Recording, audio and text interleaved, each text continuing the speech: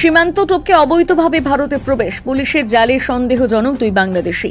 BSF এর চোখে ধোঁয়া দিয়ে অবৈধভাবে ভারতে প্রবেশ করেছিল। সীমান্তবর্তী 12 নম্বর জাতীয় সড়ক সংলগ্ন সুস্থানী মোড় থেকে গোপন সূত্রে খবর পেয়ে ইংরেজবাজার থানার পুলিশ গ্রেপ্তার করে দুজনকে। এদের নাম মোহাম্মদ রাসেল মিয়া ও মোহাম্মদ রিফাত, বাড়ি বাংলাদেশের নারায়ণগঞ্জ ও রংপুর এলাকায়। কি উদ্দেশ্যে তারা ভারতে প্রবেশ করেছিল তার তদন্ত শুরু করেছে ইংরেজবাজার থানার পুলিশ।